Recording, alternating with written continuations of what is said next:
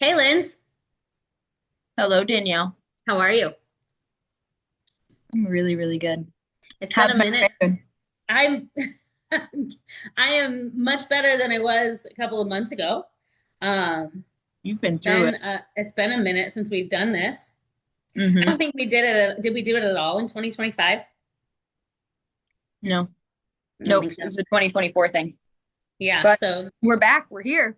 yeah, 2025 took me down into my own underworld in a way that I am thankful to be mostly on the other side of, and also grateful that I went there. So Isn't that a good feeling, though? I feel like it's like, obviously it sucked and, nobody wants to go there. But like when you are on the other side of like, it's like, oh man, this is what that healthy feeling feels like, or this is what that clarity feeling, whatever it is was for you.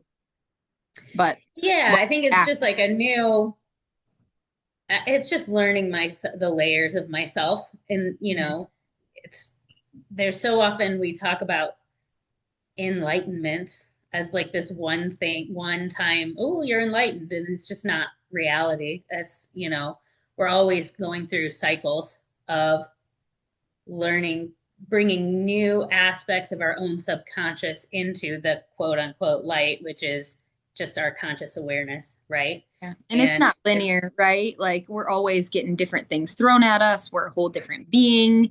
every 7 years. And I mean, honestly, at the way that the world is moving right now, it feels like less than 7 years. I'm like, what? Lyndsy, 3 years ago, Well, complete foreign being. it's cycles within cycles within cycles, which is what astrology is. The 7 year cycle would be it's that's like a fourth of a Saturn cycle. It's a Uranus cycle. Or well, it's a Uranus, that's how long Uranus stays in a sign. But also we're always in, like, our emotional bodies are in 28, 29 day cycles constantly. Yeah. Um, And I know the yeah. 7 years is, I remember in bioanthropology, it's like your cells are completely new. Like you do Yeah. not carry any of the same cells. They've all been, you're a whole new person. So, Yeah. and then That's that. So yeah, it's wild. Like there's so many enlightenments. Like, and again, maybe we miss our first round. Maybe there's a like cycle of enlightenment coming and we're not quite ready for it and we drop the ball. So it'll come back around. And I actually think that's more common. In fact, I know it's more The ball common, dropping. especially, yeah, but we don't even realize that there's a ball to drop or a Yeah. ball to do anything differently with, because in this structure that we live in, this you know, society as we know it, we live under the falsehood of linear time. Hmm. And so, you know, that's an illusion in and of itself. And it's a very masculine way of looking at the world, which isn't bad, but the masculine without the feminine is totally imbalanced, right? And so we don't, and I'm excited that we're going here already, because what I want to talk about, and I got this bee in my bonnet. When did I text you? Yesterday? Yeah. Hey, can we Yeah. do What do you this? want to share? Because Danielle? I like went to the gym yesterday, and something happens when I go to the gym, and it's like cobwebs shake loose, and I have all these insights that come in. And I've been trying to do these reels on social media when they come, but I get very annoyed with the reels because they're designed for people that move quickly. And it's 3 minutes. Oh, and if it's not 3 minutes, then the algorithms, people aren't going to see them, whatever. And I am a projector, and I am a non-energy projector. And projectors are here to slow us down We are and slow. show us the way. And my son is a projector. Yeah. And And he's also a non-energy projector. And yes, there's a big difference between energy projectors and non-energy projectors as well. yeah, I have So, more to learn on that. But yeah. it's funny, like just today to get both of my boys, so my other boy is a manifester, but to get both of them out of the front door is, I mean, I think I would rather train for the Olympics. Like I would just, that would be easier for me. Well, Um, they also are kids in general. are more in tune with their body wisdom. And that's something that Mhm. we're going to talk about, because the thing that I want to talk about is the cycles that we're in right now. Yeah. Um, And Danielle as a projector has all of this insight. So me as a generator, I'm just like, okay, Danielle, let's go. So, hey so Danielle, they know that the time to what's move this quickly insight? isn't yet, right? Yeah. Their bodies are telling them the time to move Hmm. quickly is not now. Yeah. We're getting there. Like it's starting to come. But it's going to be, we're just not meant to move quickly in the winter anyway. And as Yeah. we've been going through this final end of the 165-year cycle, like we just ended the 165-year cycle of Neptune, and we just ended 2 days ago. And that was like a couple weeks ago, right? And then 2 days ago, we just ended a 28.5-year cycle of Saturn. And in a And nutshell, those cycles represent what? Like so what did like Saturn understand? Saturn represents form and structure, and what is material, what is our the structure within which we live. Okay. Okay.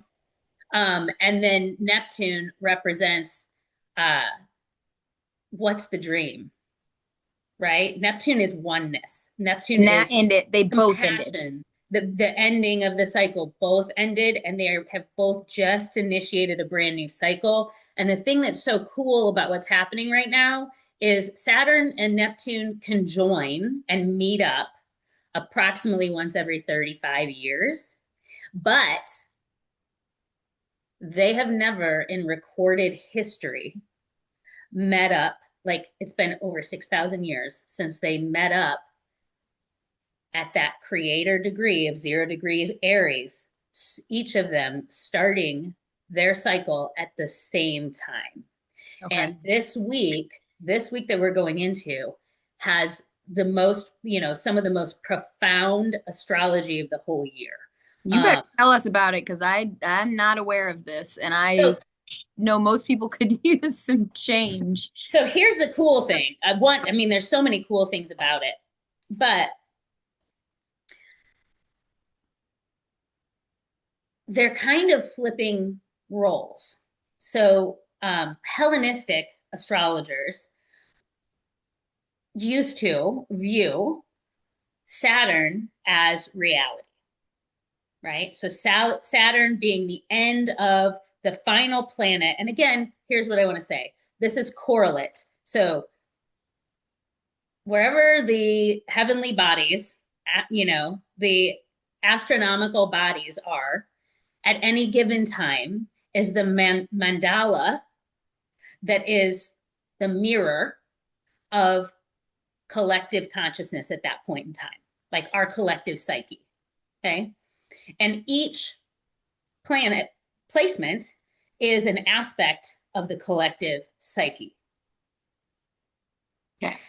Saturn was always considered to be the final placement that is like reality. This is the structure, the end, the thing that holds all of reality within it.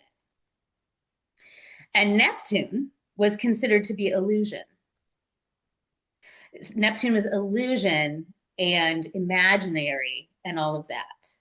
And what we're seeing now is we're realizing that Saturn is illusion, form is illusory, structures are illusion, and Neptune is reality. So, what is real, everything that is form, me, literally, this table, this computer. Oh, my dogs are barking now because I'm knocking. My dogs, right? Everything that is form arises from the subtle. And so, what is subtle is what is actually real. And forms, if we go back to that cyclical idea, forms rise and then they fall, and they rise and then they fall. And so, what remains is always the subtle. It's always the imaginal realm. It's always the dream space. Um, and so, the imaginal, the spiritual, and by spiritual, I am not talking about religion, because religion is a structure that tries to house spirituality. Okay. Noted. Um, but spirituality being the unseen aspects of life, of existence, of reality. So, like, if I were to say, what does love look like? What does it feel like? Can you Yeah. touch it? Okay. That's a spiritual thing because it's unseen. You can't touch it, Hmm. but it's real, right? Yeah, It's it's big, real. it's vibrant. We all know that it's there. We can't handle it, we can't shape it. Hmm. But there's a deep knowing, and we Yep. all are it's visceral, in not in our bodies necessarily, but like in our soul, in the part of us that's undying. Like we know love, right? Like, and it's the spirit, it's the where did it go? Like, is it everywhere? Is it gone? Is it that's this dancing with the spirit that we're all doing, right? Like, what Exactly. is your And relation? when we talk about spiritual intelligence, right? We're talking about the intelligence that, like, I'm looking out my window right now and the snow is melting and the sun is getting brighter and the seasons change. And as a master gardener, you know this better than anybody, right? There is an intelligence that is not intellect. No. And it doesn't, if nobody shows up, it still happens. Yeah. Like, And in just like fact, the world turning, it's when just, we show up, we generally inhibit it from happening yep, yep, because of this dominance, this intellectual dominance. yep. It is a We, masculine dominance that we've been building since, it's funny because, oh my gosh, I don't want to go off on too many tangents. I was just going to go off on a tangent and I don't want to do that right now. just But put a little bookmark in it. Just bookmark in it. come back. Bookmark that. I was going to talk about the progression of the equinoxes in the Aryan age, which came before the Yeah. Piscean age, and now we're bridging into the Aquarian age, but we're like straddling the fence of the Piscean age and the Aquarian age. And Well, I'm still stuck on the, like, we just, like, there's this, for the first time in recorded history, I'm still hungry to learn yeah, more about what does that mean then. If we're leaving this form and this structure, then where are we headed? You know, we so obviously where we've been see so much. the last 14 years has been in dissolving illusions. So Neptune has come out of a 14-year cycle of being in Pisces in its home sign, where we have been literally dissolving illusion and dissolving our concept of spirituality. And then in the last 2.5 years, Saturn has been there too. So for the last 2.5 years, we're seeing the structures that were founded on those illusions also come crumbling down. That's the dissolving, because Neptune has a dissolving effect. And something I want to speak to on that. And then, so that just ended. I'm going to talk about where we're going, but it's important to understand because it's cyclical, there's the wheel. It's important to have the next step in reference to what came right before it, right? And during that time where illusions were dissolving and the veil comes down, and then the structures have been crumbling, right? The structures of government, the structures of organized religion, the structures of education, all of our systems, crumbling, and they will continue to. Um, it has caused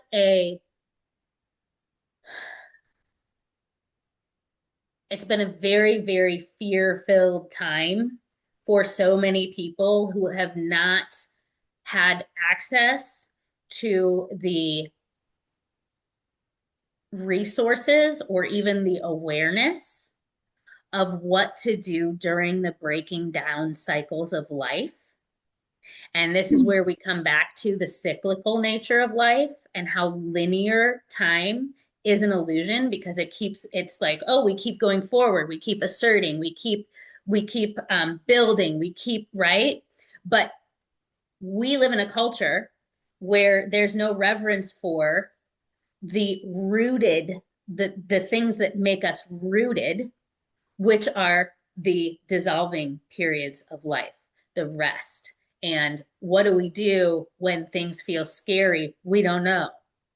We don't know. When all we've known consciously starts going away and we have no relationship with the unconscious aspects of life, then what happens? People, addiction has been off the charts, right? Addiction issues, people regressing that had been sober for so long, regressing in their sobriety, and then we dissociate, we leave our bodies because we don't know what to do with all those feelings, Pisces, in our bodies, because we haven't learned, we've never been taught. We don't live in a culture, even our psychoanalysis field doesn't teach what to do with uncomfortable emotion in the body. It keeps it at the level of the intellect, talking through the story.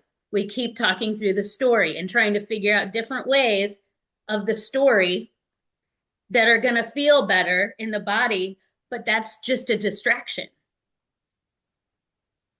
And so there's going to be two camps of people. Some of us who during this last 14-year cycle have learned one way or another, and there's many ways out there, to how to sit with discomfort in the body, How to surrender how to to surrender it. to it, exactly, and the safety in the unknown that comes from that, being able to feel safe with the unknown. And then the other camp, of course, is, what we see all over social media is, you know, just a lot of people who,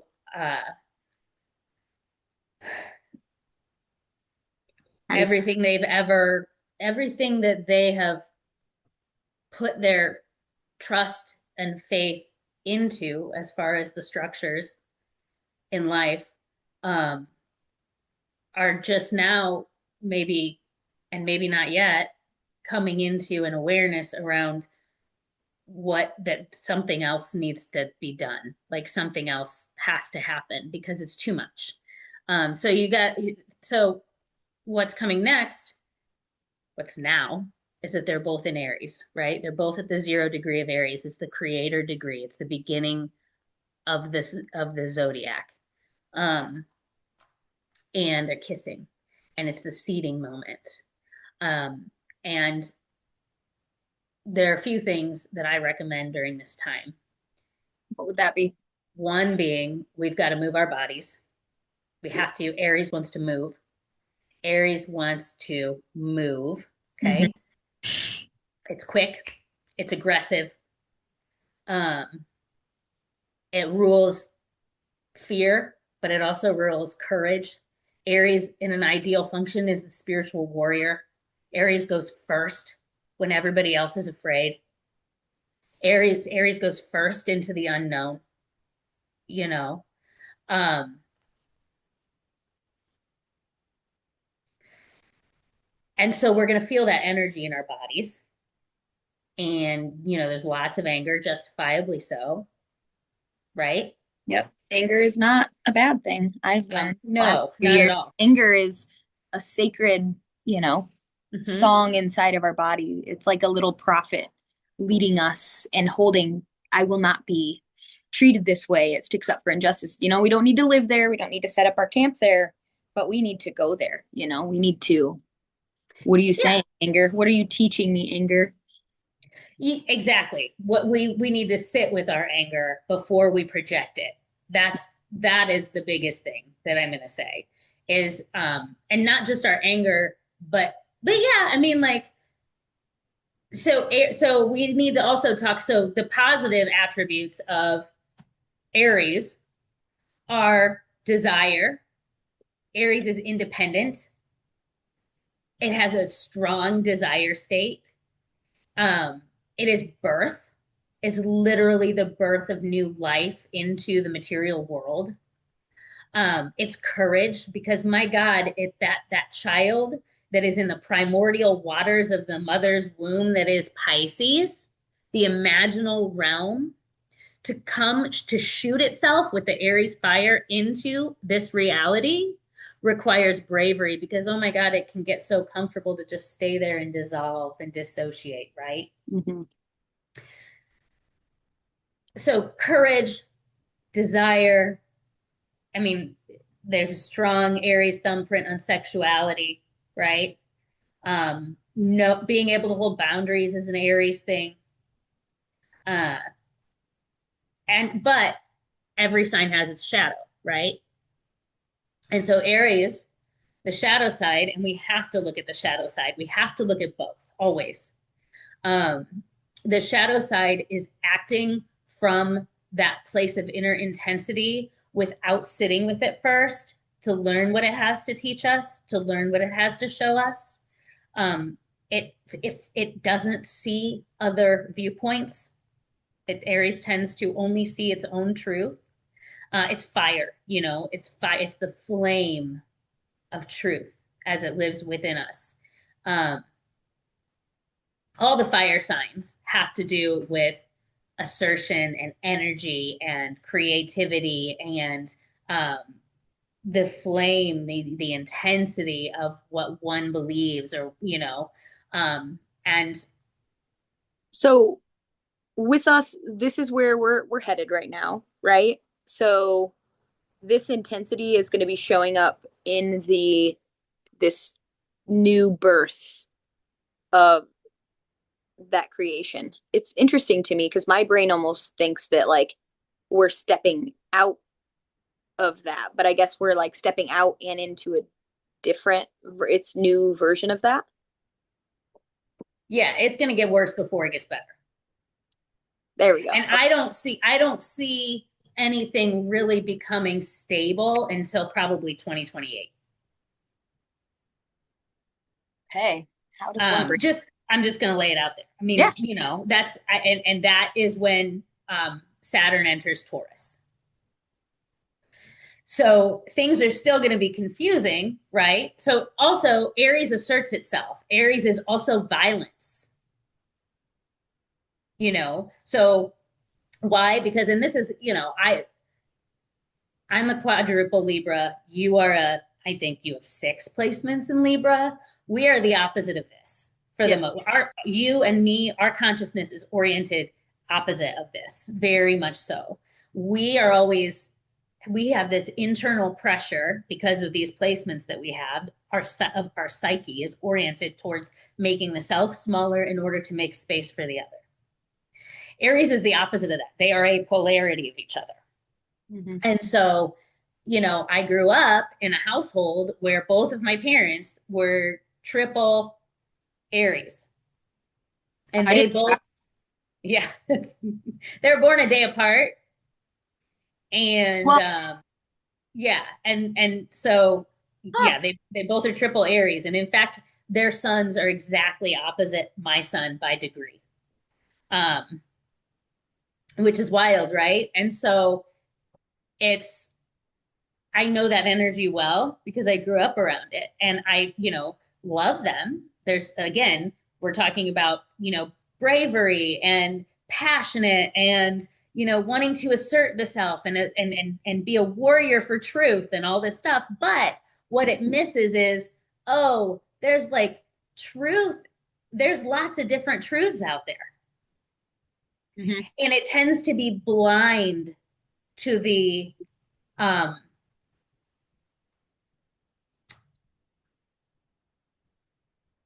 importance of being able to allow other people to have a different truth than one's own.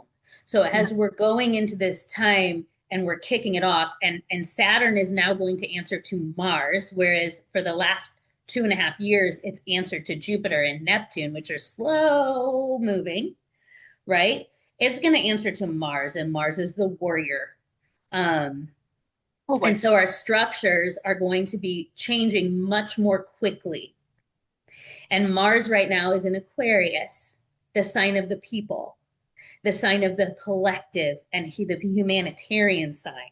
And so as this ingress is happening, it's the force, it's answering to the collective, really, truly, which I love. I love that. But then, Mars is going to shift into Pisces for a while. And I actually had those dates. Um, And you would relate Pisces to the womb, the yeah. water, And the so, and so what's going to happen is, and with Saturn and Neptune conjunct, we're feeling this fire. We're all feeling this fire for something new. We're all feeling this fire to battle against the old structures, right? Literally Aries, Saturn, and to dissolve the old structures, Neptune conjunct Saturn. But at the same time, oh my gosh, we are at the very end of Aquarius season. Pretty soon, we're going to have all the personal planets in Pisces. And what that tells me is it's going to be confusing as shit. Like Pisces is love and it's oneness and it's the dissolving of everything that puts a barrier between you and me. In Pisces, we don't know where you begin and I end, right? And so that comes with a level of confusion. Um, and with them conjunct each other, and their exact conjunction is on the 20th. So we have this solar eclipse in Aquarius, which is on the 17th, which is a wild, wild freaking energy eclipse. We are in it now because the moon has already entered Aquarius. It's very unstable. of this month, Yeah, it's like the in Chinese New two Year. days. In two Okay. days. Yep, the Chinese New Year. And and to me, this is the beginning of the year. Like we are entering the beginning of the year. Yeah.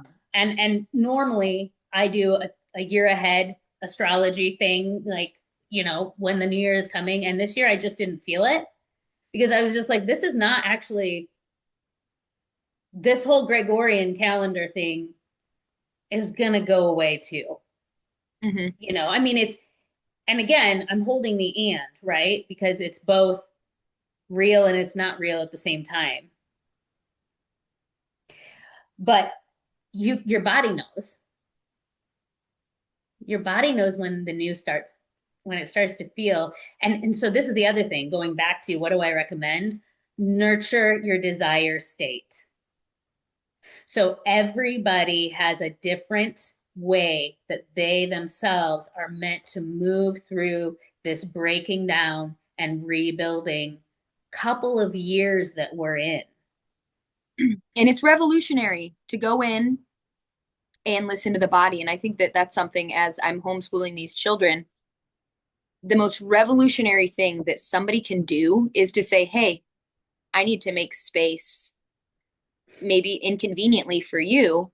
I know that you created this rhythm, but they want to always, not always, sometimes they're in flow, but when it's not in flow for them, they don't hesitate. They say, no, I got to go poop right now. And they go poop and they get a snack and they resist and they say no. They speak up. Yeah. But it is so, and some days it's just, I need to sleep. I need to rest. Yeah. So I think that it is, there's just something to say about, I am recovering people pleaser, admittedly, but it's like no longer can I do something when there's a no in my heart. Yeah. Like you don't want it, I don't want it. Mhm. And I also don't want anybody to show up in my life when it's a solid no. Like go to your peace place. Go, what does that look like for you? For me, it's a banjo, a cup of coffee, a wiener dog, and a hot tub and getting my toes out on the ground. What is it for Ben? It's a very different thing, but it's like to go to that nurturing place when the world is telling us to show up, produce, be productive, set the bar higher, show me it's just like show up. It's like, I can't show up today. Yeah. It So doesn't, two things. That's the Aquarian age, right? So we're having this massive solar eclipse in Aquarius, and I say massive because it's literally squaring. Uranus, you know, which is its modern day ruler, and its its traditional ruler is Saturn, which is starting this whole new cycle with Neptune, right? So it's super, super intense eclipse, a very unstable energy. That does not mean bad. It just means unstable, right? Things are going to happen that are Unexpected. unexpected. So the Aquarian age, which doesn't have to do with the eclipse, has to do with the precession of the equinoxes, but we're straddling the fence. It's like a 600-year time period where you're straddling and you're like letting go of the Piscean age and you're moving towards Piscean age is the Jesus fish, by the way. The fish is it's Pisces. You know, so yes, it's also the fisher of men. But see, remember, more than one thing can be true at the same time. So it's also symbolic of the Piscean age that was birthed around the time that, you know, Christianity began with the Jesus story. Um, so the Aquarian age then is the time period where we all are answering to our own individuation what is correct for us in each moment.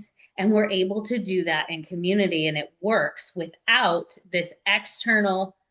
uh, this external rigidity of of well, no, this is the way things are supposed to be done coming from the outside. And the cool thing is that during this solar eclipse, during this ingress of Saturn and Neptune into Aries, we have Uranus still in Taurus. And what Uranus in Taurus has been doing for 7 years is it has been shocking us awake to the wisdom that we hold in our bodies, which is not different or separate from the same wisdom that rotates the earth on her axis, that changes one season into the next. That when we were, so in the cycle of development, if Aries is the first, when the baby comes out, boom, that's Aries. Taurus comes next. And Taurus is, oh, I'm here and I'm rooted and I feel what I need. Air hasn't come yet. Thought hasn't come yet. But our bodies say, you know, the baby's body says, I need held. I need connection. I need food. I need clean. I need sleep, right? But it's not in language, it's in sensation. It's in sensation. So Uranus has been waking us up to the power of being rooted in that connection to the sensations in our body, informing us of what our basic needs are. Basic needs. And then it's going to, April 25th, move into Gemini. It's going to be much harder to learn those lessons once we get there, which is why I'm so adamant that we take this time that we have left, these final lessons in this. And the thing that I want to speak to is that many, many, many people don't understand what it means to put your awareness in your body, because so many people have been walking around disembodied, what I call disembodied, their whole lives because of externally imposed behavior requirements and early childhood trauma. So wherever I see Uranus in the chart, Uranus is and Aquarius, it's witness consciousness. It's the ability to shift into witness consciousness, literally leave the body and be the witness of all that is happening to the self. To protect oneself too is my Well, understanding. To stay safe. right. So in the natal chart, if that shows up during any of the formative houses, I know, oh, it was at this point in life that something was happening in the environment where this person had to shift into witness consciousness because it wasn't safe to be connected to their body. Mm-hmm. Like me, that's in my second house. That was before I was even verbal. That was before I had language. And it's conjunct my moon. And so it was before, it was during the time period also where I was developing the psychological and emotional ego structure, I couldn't be in my body. What did not feel safe for me to be in my body, right? So again, with everything, there's a shadow and then there's the higher archive of the placement. Witness consciousness is phenomenal when we've already developed a healthy ego structure, or we've gone back and we've learned how to develop a healthy ego structure. And then we shift into witness consciousness and we're able to see how all the seemingly opposing different ways of being in the world can all work together and exist together in community. Mhm. Right? That From was what a I've seen, tangent. yes. Yeah. So that's the solar eclipse. And while we have Saturn and Neptune, the eclipse happens on the 17th, they conjoin on the 20th. And then Saturn, it's going to be a minute before it separates from, it's going to be a couple weeks before it separates enough from Neptune for that illusion to kind of the fogginess to clear. But while that's happening, even then, like we've got Pisces season coming, and even now we have Mercury and Venus are both in Pisces. Um, and for me, I don't have as much access to clarity in thought and communication. None of us do while Mercury is in Pisces. Um, and especially it's challenging for me because I am Mercury ruled. Then we hit Pisces season, and then Mars stays in Pisces until April 9th, which is when it moves into Aries. And at that point, I expect things to get really, really, really intense. And I mean, So, also looking at that's when like the ground wakes up. That's when the earth wakes up. That's when things start moving faster naturally, right? There's more sun, there's more warmth. Like that's when all the seeds that are in the ground that have been there's so many. I think about all the wild things happening. I won't go off on a tangent too far here, but no, I you're look at all good. the wild things happening right now and I'm like, these seeds have been sitting under unearthed for so long, but like the seeds are there. Like when we put our feet on the ground, these stories have Mm-hmm. been embedded in the soil. Like this is old news to the ground, to the foundation that we walk on. It knows. There's a knowing there. To us, what what? It's jarring.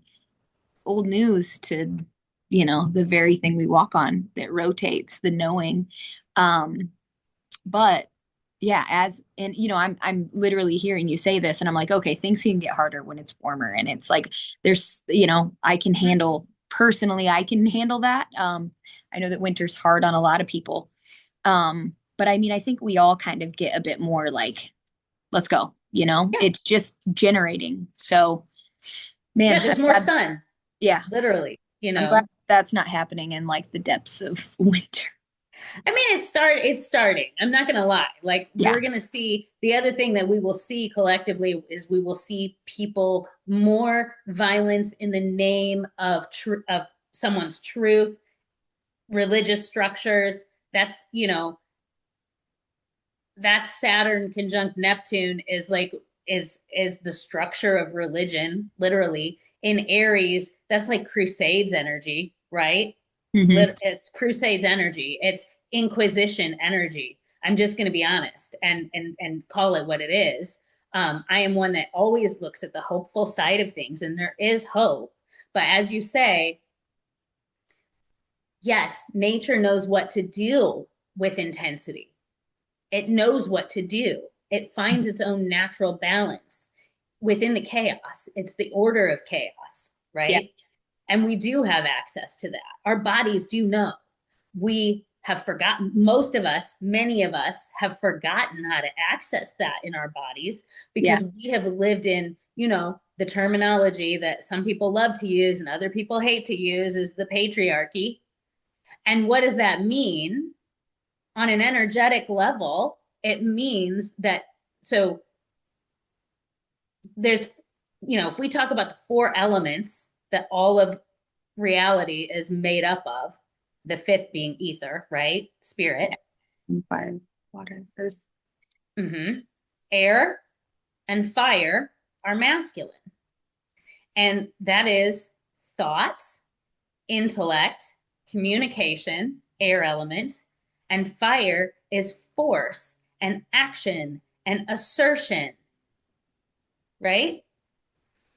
Feminine is, and we all have all of it, whether we, however we identify gender wise or sexually, we all have all of it. There is, and then feminine is earth, which literally the material, anything that is touchable, tangible, anything material is earth. And then water, which is intuition, emotion, the subconscious, the dissolving, the importance of dissolving, the importance of gestation. All of that is feminine. And the patriarchy has been, since the beginning of the Aryan age, 2000 years BC, right, has been a dominance of intellect, masculine energies only ruling everything. And we see that the reflection, the mirror of that is it's men. Like men have ruled everything. Men have ruled institutions, men have ruled governments, men have ruled religions. All of the gods are masculine. Sorry, but that's an imbalance. And I have the most respect for all my beautiful Christian friends that I have and Jewish friends, but it's an imbalance, right? Absolutely.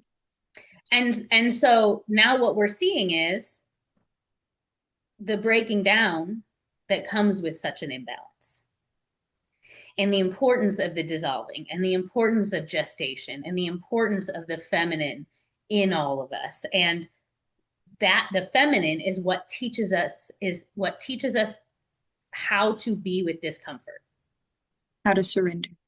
how to surrender, and learn how much bigger that we are than the discomfort. And when I'm talking about discomfort, I am talking about emotions that feel like they're too much and we can't feel them. And so intellect comes in, the God that it is in our culture, and tries to protect us from just being in the sensations. And so that's how we get disembodied and we get cut off from um, the wisdom of being connected to sensation and having it show us what is correct for us. Mm-hmm.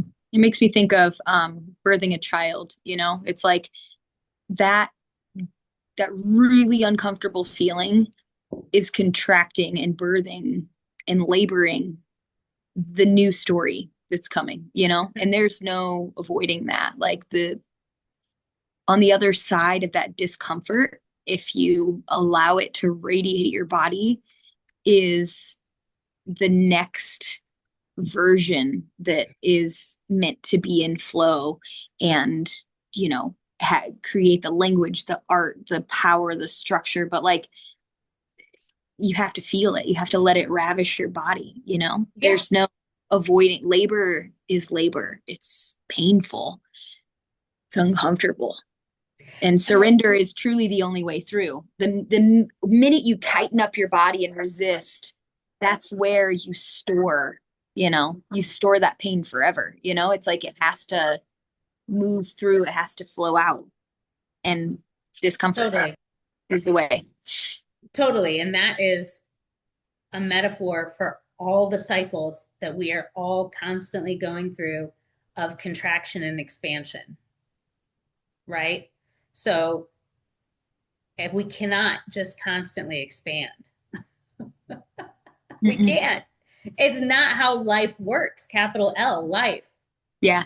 Makes me think I love so much when I was in my wings phase. I had a friend of mine, Bubs, who's no longer with us. Oh, Like some people have roots and some people have wings. Mhm. And him and I both were the wings together. And now I'm roots. And there's that whole like if a fish and a bird fall in love, where do they make their home, right? But it's like we need you're right, we can't just keep traveling forever. Like these bodies aren't designed for that. Like we need the people to go out and fetch the stories and learn the other ways and, you know, travel, but then it's time to go back into our habit hole and be the creators of the culture. Because if nobody's there rooting, where's the story? Where's the warm meal? There is no culture. There's no what's the point in traveling if somebody's not there creating the structures and so that's just and another good example of the ebb and flow of needing all of it to be true. Yeah, I would say if a bird and a fish fall in love, they meet in the center of the heart. The Mhm. bird is spirit. The Yeah. fish is, I mean, fish would be indicative of like the lower impulses at that point, right? Like the humanity, like the actual impulses of the ego without being connected to spirit. And that's what Kundalini yoga is it's a marriage of the fish and the bird in the space of the heart, because you are lifting the desire state that's egoic, that forgets that it's part of oneness, that's separate, and you're lifting it up and you're breaking through all the blocks that are in the system, in the tree that is the body, bumping through all the energy centers until it can connect with spirit, and you're pulling spirit down, which is metaphorically the bird, right? And they merge in the heart space, and then it fuses spirit into everything that is material, and then they work in tandem. And that's actually Christ consciousness, you know. Um, there was something else you said that made my brain go somewhere else, but I wanted to speak to that. Um, Roots, wings, Roots, wings, we are creating all of creating it. the culture. Yeah. Yeah, so we're all of it. And I know what it was. Sometimes when we talk about the nurturing and the roots, we forget that that is effortful too, and it is a painful process too. Um, and so when it doesn't feel comfortable, we're like, oh, let's go, let's move. If I move away from this space, if I can just keep moving, you know, then I don't have to feel this discomfort and sit with it. Um, When really the movement, may it be downwards and deeper, you know? Like, yeah. and that's where, like, that's the natural flow of things. Like, if you truly are in your rooting phase, maybe it's different for everyone, but it is uncomfortable. Man, I Mhm. remember my discomfort. It was becoming a mother and, learning that I am not the things that I do. I am not the traveler. I am not the singer. I am not this. There's a death in every rooting phase. It is a Mhm. death. There's a death. A death has to happen before the birth. And the thing is that our indigenous cultures have always known this. Yeah. Indigenous spirituality has always known this. And man, white patriarchal culture has absolutely tried to eradicate it The from the colonizer. entire world. It's colonization. Yeah. Mhm. Um, That was a sad one for us to leave behind. It just, the disservice that it's done. I mean, death already hurts enough. I feel like that just makes it hurt way more, when you're, yeah.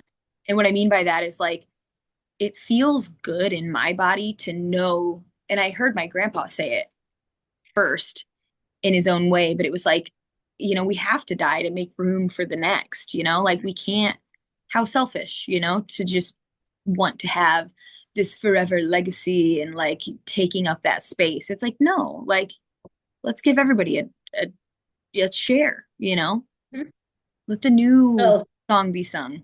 What we have to be able to hold both at the same time with all this Aries energy is we have to be able to hold our own passion to build new structures that are based on oneness and compassion and empathy, right? Structure, Saturn, Neptune, oneness, compassion, empathy, um, softness, and our passion and our fire and our warriorness to do so in Aries, right? I also want to throw in there something that we were chatting on earlier. I feel like you almost need to, like, I'm riffing here, so go with me, but it's like you, that ego center. Like, I feel like for to walk through that, you can't have like a shallow, like you Mm-hmm. need to go home into And your that's what I own, was gonna.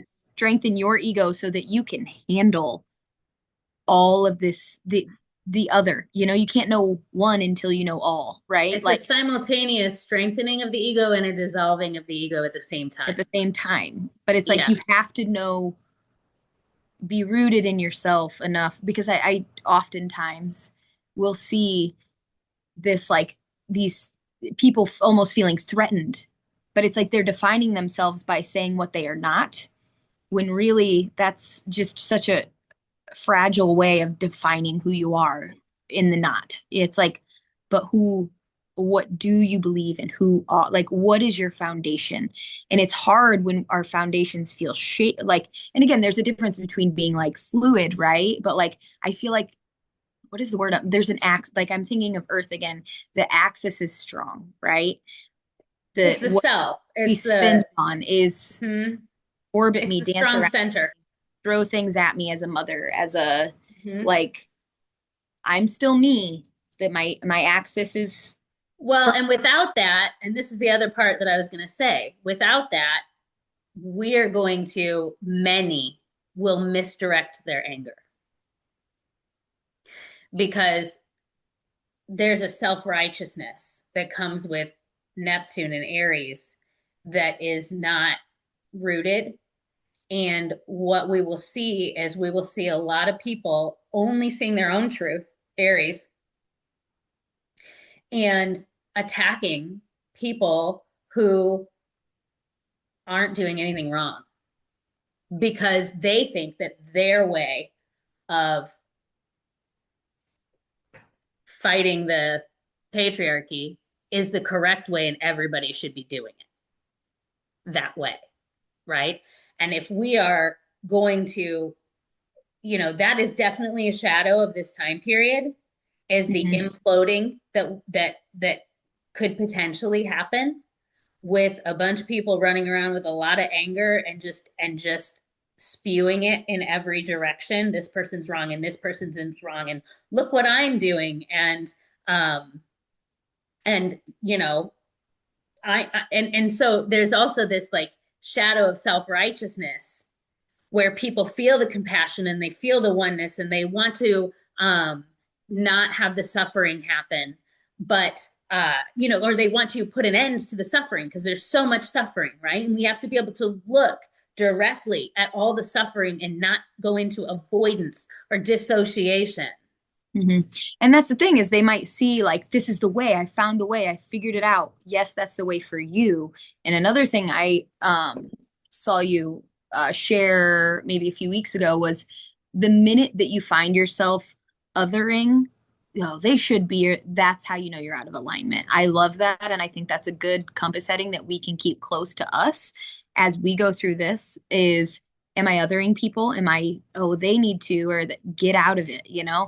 If it works for you, awesome. But we must always remember that diversity is key to growth. We need the baker, we need um, the witch, we need the priest, we need the whatever. We all have a role to play, and it's going to look extremely different, but it's not a threat.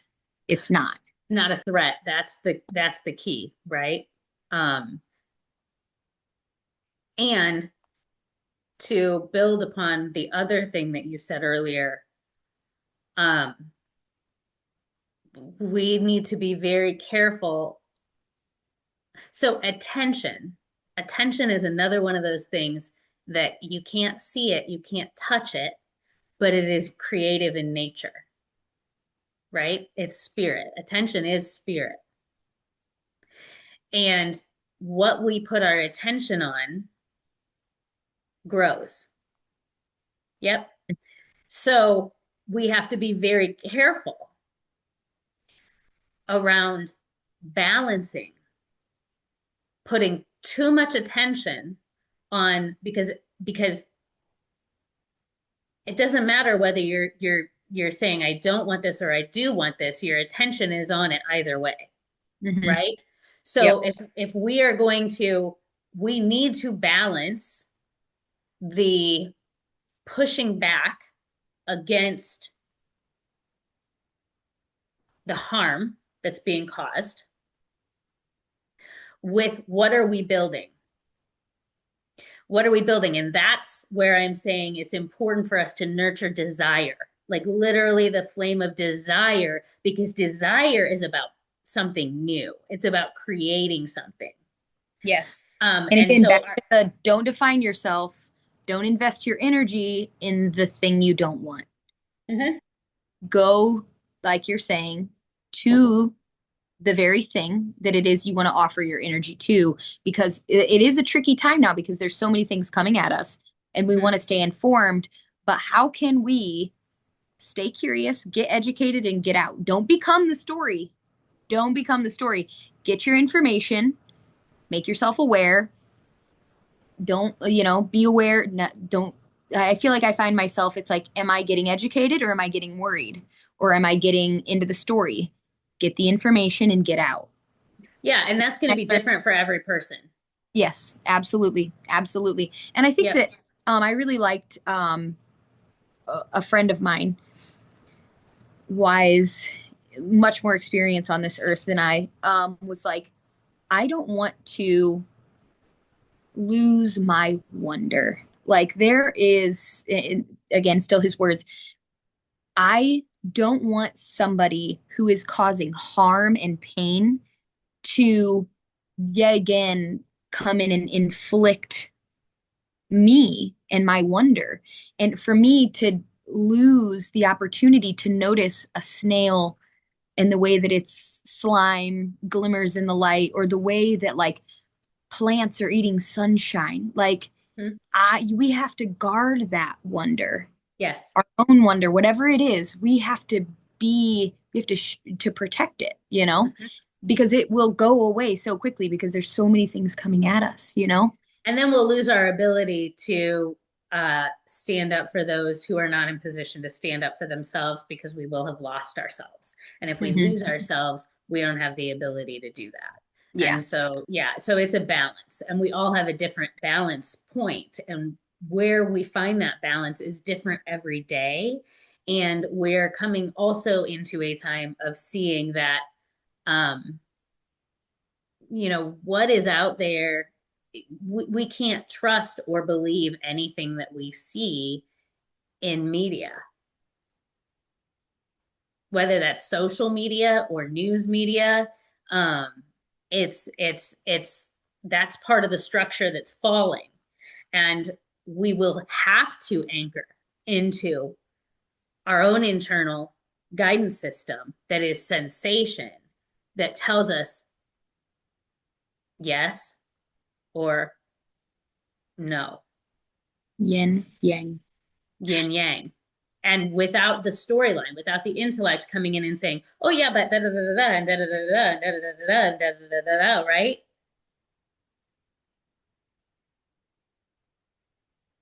And this is why those of us that have a Libra dominance are really, we are going to be more adept at guiding this process, because those of us with strong internal Libra orientation, we are always moving to balance the scales. We're always seeing, okay, this feels a little this way and we got to go this way. It is the sign of justice, right? And so we have to balance the internal, ideally, if we're privileged enough to live a life where we can. balance the internal state so that we can show up externally. And that means feeding joy, feeding the joy that comes from presence with watching the snail and feeling the sunlight and watching the sunshine on the nurture the plants, whatever examples, right? Whatever brings you joy. And remembering that shame is always misalignment. Can I toss in blame and guilt too? Totally. Shame, Blame and blame, guilt. guilt, and all of its cousins. Yep. If we are stuck in finger pointing all the time, then we are dissociating from something inside of us that is uncomfortable. And trying to cast it. Mm-hmm. I don't want We don't know it. It's subconscious. We're not consciously aware that we're doing this. And that's why I care so much about doing what I call shadow work, which is intentionally going into the subconscious to figure out what is ruling us from down there that we can't consciously see. Mm-hmm. Because I know that, when I'm watching people constantly be in blame, I understand that they don't realize that they're doing that in order to escape some bad feeling inside of themselves. They don't know that. That's a coping mechanism they developed somewhere along the way, and they had to necessarily because something was too traumatic in their life for them to be present with that discomfort, or they were just never given the tools to learn how to stay present with internal discomfort. And so I'm not blaming those people either. Mm-hmm. It's the cool thing about Saturn and Neptune together is that we have the opportunity. They started together in Pisces. We have the opportunity to have compassion for all of the structures, for all of the people, and to hold boundaries, Aries. It's not an either or. And that's the thing that Uranus and Gemini is going to teach us once. And we had this for a little bit at the middle of 2025. Once Uranus ingresses into Gemini, then our lessons, our evolution is going to come from not pulling to one side of the polarity or the other, but really living in the and. Mm-hmm. I'm holding a firm boundary with you, and I have compassion for you. Not, oh, you're bad. I'm going to hold this boundary with you. Or, oh, I feel so bad for you. I understand. And so I'm going to let you keep doing the harmful behavior. Mm-hmm. Right? And Gemini's the twins. It's seeing all the different perspectives, holding them all. We can do that together. Yeah. Yeah. Together. Yeah. And I am not being a Debbie Downer here. I'm trying to be balanced. I'm trying to balance the scales, right, in my delivery of all of this. Yeah, it's going to keep being hard. And And hard that's fine. isn't We bad. can do hard. We're Yeah. strong. My word, it's cool to hear you say that. So I always pick a word, and I thought my word was kind of weak because it's just, this is not meant to be an oxymoron, but it is. My word is stronger. Like I'm running because I want to be stronger. I'm moving my body because I want to be stronger, because I want to show up for people, specifically women carrying things. But I know that first I must love story myself and be stronger. So every time I'm moving my body, it's stronger. So we can Right. handle, so that we can handle hard things. We strengthen, we've And been strength asked. training is a perfect example of being with, entering into discomfort and a breaking down intentionally because we know that on the other side, it will make us stronger. My nephew was awesome. He was, when we were running, and I keep sharing this with my boys, I'm like, because they're young and they're like, well, yeah, I can do that. I can do flips. I was like, hey, it's okay. Like, tell the truth. Instead of like telling a story, ask some questions. How do you do that? And so my nephew, I was running with him and he was like curious. He was like, hey, how do you run for so long? Or how do you? And I was like, you're awesome for asking the right questions.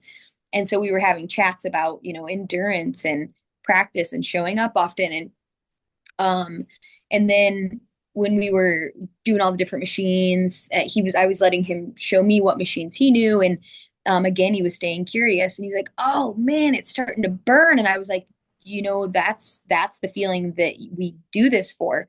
The longer you can sit with the burn, the more it sculpts you, the more it's like forging you and shaping you. And he was like, oh, so I was like, I know, like that's the minute that, we want to run away, but like maybe pick a number. Maybe you want to stay with that burn for 5 minutes or 1 minute.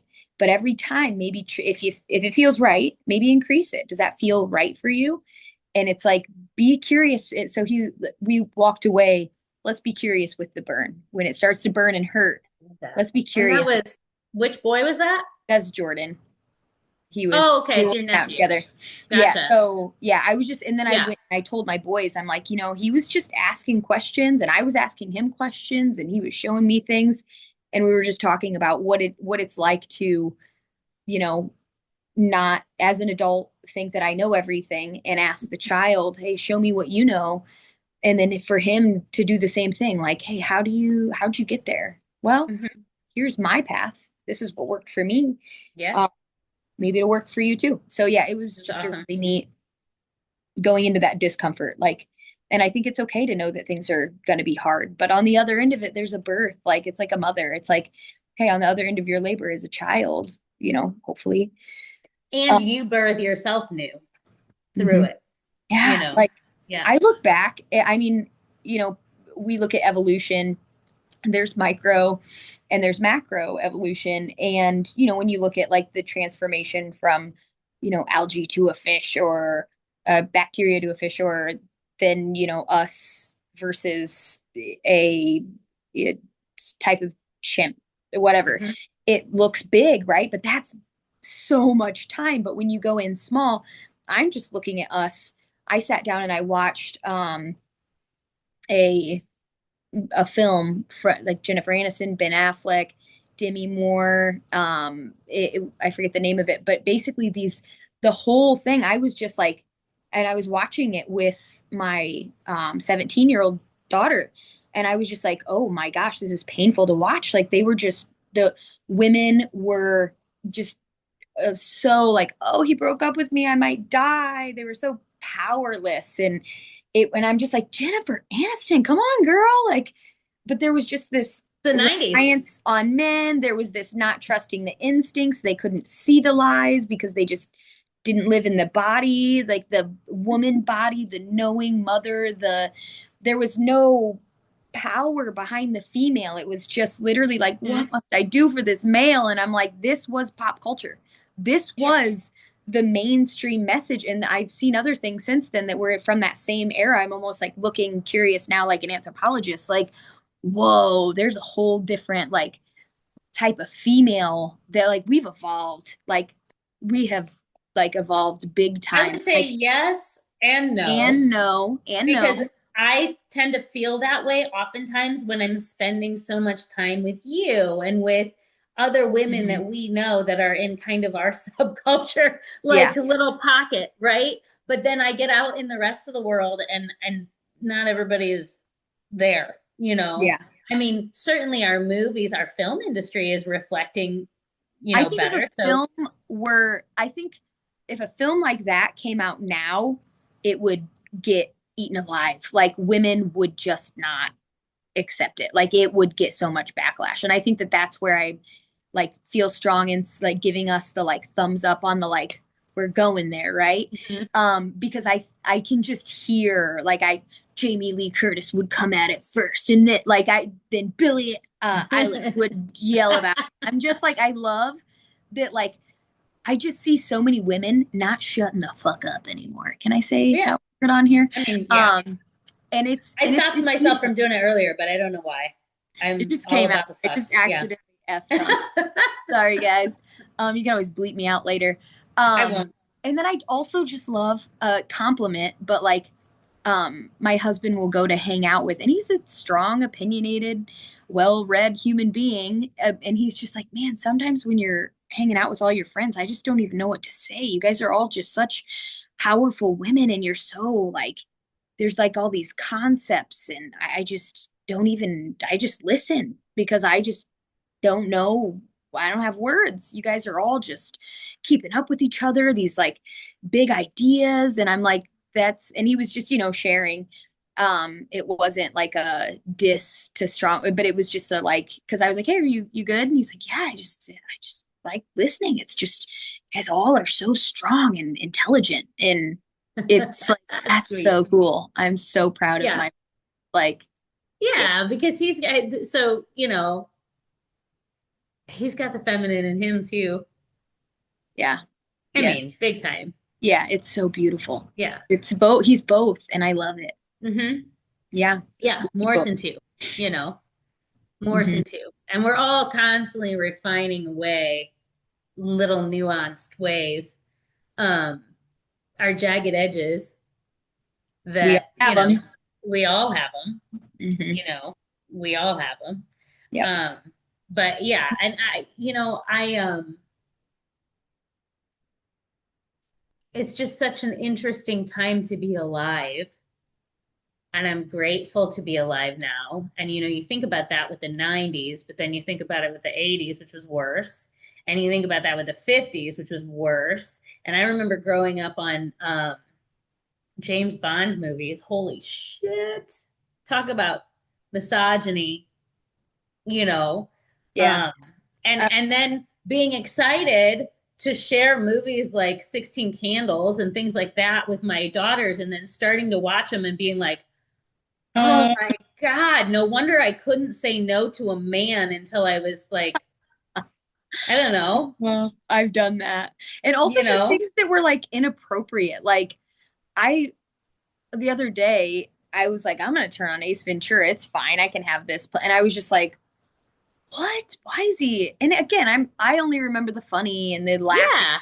I watched it when I was a kid, and I'm like, this is so like he's calling that woman fat. He's what? Like, Yeah. Uh-huh. dude, he'd get punched in the face today. Like, what in the heck? And I'm like, okay, clearly, like I'm going off nostalgia, and I'm like, I don't want my children to see this. Like, this is not, we are not turning the car around here. Like, whoa, no. And I I know. I realize, know. but Yeah. again, I'm not mad. Like that's what our was our culture, right? And it's a like, of course, we're seeing all of these, yeah, all of these men that violated women coming to light. It's like, I look at the stinking, look at their foundation. Like, gosh, Violated children. yeah, like I'm not justifying it by any means, but you go back and you look at, the fish tank was cloudy, man. It was normal. It's not okay. Like, Yeah. I oh, mean, Adventures in beautiful. Babysitting. Tried to watch Adventures in Babysitting with the girls at one point, and these high school boys are literally joking about, like the good guys, joking about rape. And like, I mean, Hmm. yeah, it's just, it's, It's sad. It's really sad because it like if that's what was being said out loud on a camera, what's happening behind the scenes. And I think that that's another thing I'm finding a lot of peace in, as much as like all of these things are coming to light and it's hard to handle sometimes, because the fish tank isn't cloudy anymore. We can see and we know that that's wrong, and we're just so much more aware. It's like if you're saying that out loud now, what we can do the math better. Um, but it's like I find my peace in knowing that this is old news coming to light. yep, This I the can veil is see. falling. Yeah, just because we can see it doesn't mean that it needs to like impact me and make me weak and steal my power. That happened then, and it won't happen now. I didn't say it, but it won't happen now because these strong women, these sweet, balanced men, we're watching and we're holding people accountable now for things then. And there's a wall here, and there's a like, no. And I love so much. I have a friend who is, how old is David Long? And he talks about, he's like, I grew up with racism. Hmm. He's 70, I don't know, 2, 3. Sorry if that's not the right number, close-ish to there. And he's like, I find myself saying things that are racist. I came from a, time that was just how people spoke. Um, and but I loved that he was like, just because it comes in, it can go back out and you don't have to become it, right? So it's this like I find myself saying things, but then no, get like exit my body now. You're not welcome to root here. Like so there's this thing that he does that's like a oh no thank you. Like oh I just heard Like myself say that. an internal check. He's developed his sense of awareness to a point where he catches it, you know, Yeah. and we're all gonna screw up. We're all gonna make Yes. mistakes We're because not we're meant to be. literally trying to change not just our individual consciousness, but the collective consciousness. Yeah. And that's very permeable, you know, between the Yeah. two. But it's the key is in developing the awareness to catch it and Yeah. then having the humility to make the change over and over again and not go into shame, Mm-hmm. you know, holding all of that just in one thing, in one moment. Um and then again the next moment and then again the next moment. And David also likes to say that moment, moment. And you know, we are the back half of this year is a very Leo centric part of, you know, we're entering into a very Leo centric time period. And the baby boomers, they are the Pluto and Leo generation. And So what's not it mean only for them to be going into Leo? so, first of all, they're going to have their Pluto opposition. So Pluto is now in Aquarius that opposes Leo. And so their natal Pluto is oriented towards having everybody think they're great. It's oriented towards me being the leader. You know, Leo is fire, Leo is fixed fire. And it's oriented towards shining. And so Pluto and Aquarius is going to come along, and that is the collective placement of, but there's no leadership. There's no leadership. And if you are behaving, it's their deep subconscious urge is to please people and for have people feel like they're awesome. Um, the shit that's happening with Pluto and Aquarius is going to be polling against that in a way that makes this not be able to function. And then what's going to happen too is that Jupiter is going to be in Leo. And so Leo behaviors are going to get bigger because wherever Jupiter goes, it expands that. And so, you know, there's lots of lovely, wonderful things about Leo. Leo is also brave. It's fire. Leo wants to cuddle and Leo wants to be affectionate and Leo is the child energy. And so because it's the child energy, it's also that energy that's like, hey mom, look at me. Look how great I am. And once, you know, I'm going to do this to get my mom's attention, but like everybody becomes the mom, you know? Um, and it's very highly creative, right? But you know, the shadow of it is also I'm the center. I am the center. Mm-hmm. And so, like Aries, it doesn't tend to see the other's perspectives. It Yeah. just like it has blinders on. And so that's going to get bigger. And when Jupiter hits those people's Plutos, it's going to have, you know, Jupiter's there for a whole year. And all those people have Pluto somewhere in some degree of Leo. And so Pluto is going to get that deep wound around needing to be affirmed is going to explode. And at the same time, it's going to make them magnify that behavior.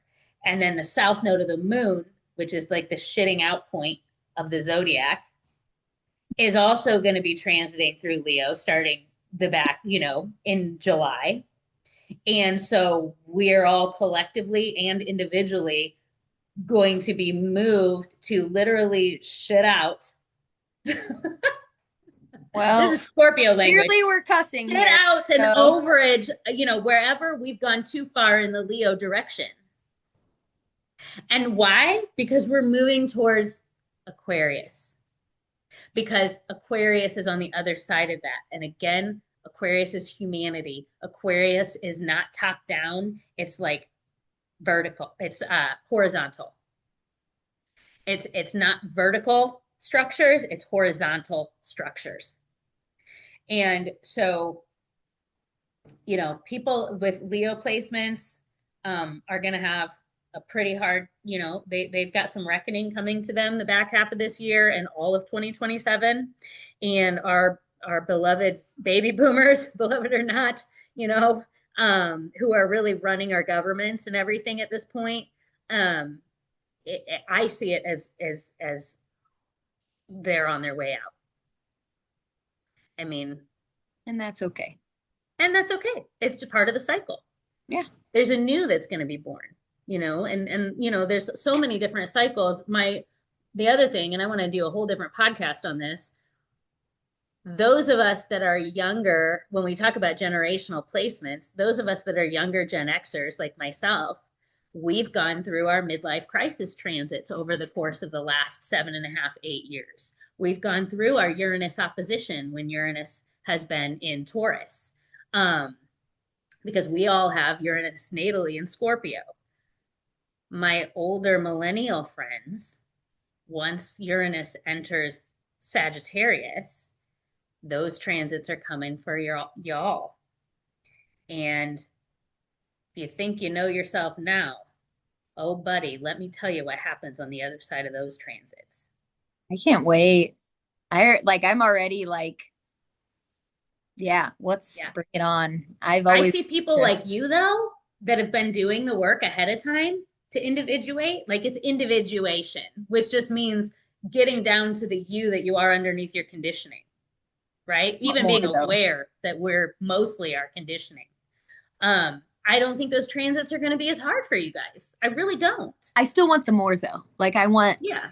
to just like more wisdom, more dream knowledge, more. Yeah. I'm ready for more. If anybody's listening, I want more. Well, you're going to get it because where Aries is in your chart is in the dream space. My dreams are bonkers. Uh-huh. Yep. Bonkers. You're talking about like we're in the baby like womb phase. Literally this morning, I like my eyes opened and I was wanting like an adult to it's like, oh wow, my eyes used to open and there used to be a face there. There used to be somebody holding me and they're not there because I've got this now. But like, wouldn't it be nice to be a baby, to have somebody when my eyes open, there are eyes meeting mine? And I kept going Let's in see. and out of sleep. It was very much so like and I just sat That's not like an as infant. that's not wonderful for a projector to think about that.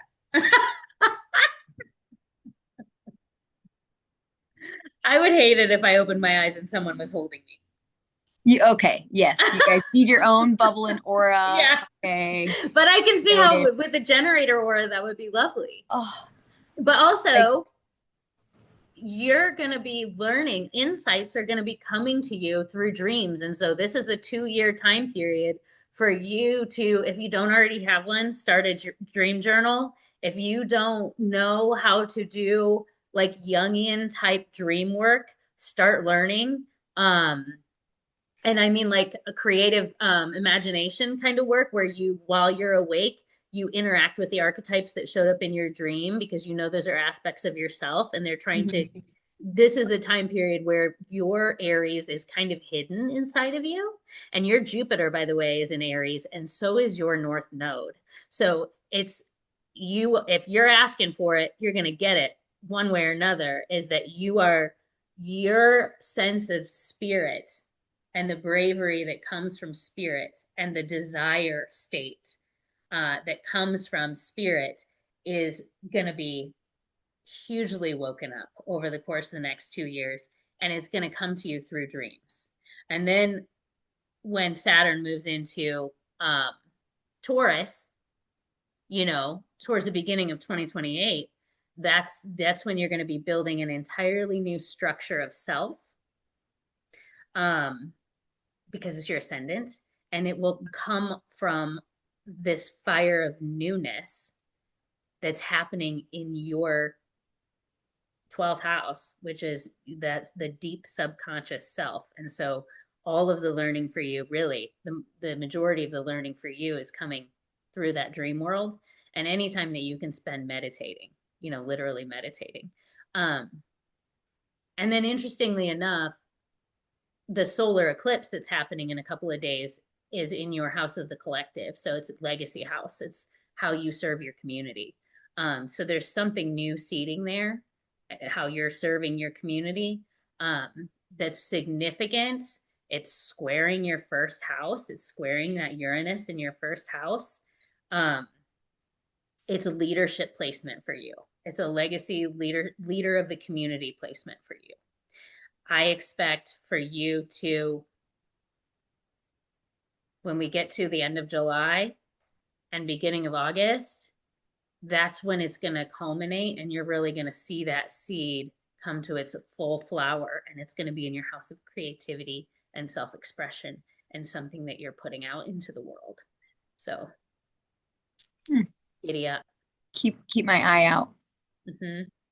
That's exciting. Yeah. You literally have Aquarius on the cusp of the Aquarius house. Like you are double collective. Like, yeah. You're not in a phase of it. You're kind of in the breaking down point of your Saturn cycle right now. Not kind of, you are. You're in the breaking down part, the disseminating part of your Saturn cycle. And you got a couple more years of that at least. But there's a seed happening right now. And now is this for like, because you had mentioned millennials. Is this a millennial thing or specific to my natal chart? This is specific to your natal chart. Okay. And Saturn. The millennial thing has to do with where your natal Uranus is. Yours is in Sagittarius. Our older millennial friends, their Uranus is all in Sagittarius. Yours is in a later degree of Sagittarius, and so it's not going to hit you these first couple of years. Like you'll probably start going through the first couple midlife crisis transits, which are Pluto square your natal Pluto and Neptune square your natal Neptune. That's not going to come in 2026 for you. It might start 2020, 2027, 2028 for sure. We have a mutual friend. I won't say her name on this, but I know she's already been going through it. Who's a little bit older than you. And there are ways to move through that consciously, and then there are ways to move through that unconsciously, but those two come first, and then the Uranus opposition comes. Your Uranus is in the house of shared resources, and there will be some sort of a reckoning that happens there when Uranus in Gemini in a couple of years opposes your natal Uranus in Sag in your 8th house. So I'm hopeful that we'll still be in each other's lives at that point. And I have no doubt that you will masterfully navigate it. Sounds yummy. Sounds yummy. I'm not ready to step out yet, but I'm packing my bags. I can feel it in a roundabout way of saying. I can see, yeah, I don't want to share too much, but I can feel the packing up of things, ready to move from the little nest, the burrow that I'm in, outward. And I love my burrow, but also there's like a humming, feels like a drum of like, get out there, get back out there. Because I've always been out there. But either way. I was catapulted out of my burrow. Sounds nice. No, it wasn't. No, I loved my burrow too, but then it was like, oh, move to New York City. That's a great idea. With 5 kids under 10. As a projector in a city. I didn't know I was a projector back then. Yeah. I didn't know. But anyway, yeah, so you'll go into yours. And I think that many of you in your generation will go through those transits more eyes wide open than those of us before you did. you know. And I'm excited as an astrologer and as, someone who guides people through the mechanics of the human experience and what to do with discomfort, which varies widely from person to person, um, to hopefully hold the hand of many people, as they're learning to navigate those those changes, those shifts. Mhm. Your consciousness definitely expands during that time period if you navigate it, without resistance. And sometimes even if you navigate it with resistance, it will anyway. But I'm excited for it. So, Yeah. Um, so that's a lot mhm. we've hit on. Do you feel like, are there any other things that you feel like you wanted I to think I'm share? good. I'm gonna, I do want to say just a little brief bit of promotion. Um, I am holding an in-person for people that live in Fort Wayne. I'm holding an in-person astrology and yoga workshop, on Monday, that is specifically for the eclipse. Um, this eclipses come in twos. We have a solar eclipse in Aquarius, and then 2 weeks later we have a lunar eclipse in Virgo. And so I'm going to hold a workshop for both, each one. And so on Monday night you come in, and I will chat about that solar eclipse specifically, much more in detail than we did here, because we were focusing more on Saturn, Neptune, that sort of thing, Uranus, that sort of thing. And then usually it's about half, little less than half astrology talking, and then, we're going to breathe, and we're going to move our bodies, and we're going to, uh, take care and nurture our nervous systems, because really, if we keep everything at the level of theory, we don't actually understand, because understanding comes through practice, and, moving our bodies in these specific ways, and intentionally focusing and breathing in these ways, um, clears space for understanding to settle, and for the nervous system to be stronger. And with a stronger nervous system, we can hold the ability to move through hard emotions better, more easily. So we do both, and then 2 weeks later, I'll be doing the same thing with the lunar eclipse in Virgo, which is a total lunar eclipse, which is going to be wild also. And the solar eclipse kicks off a 2-year cycle that's pretty exciting and profound.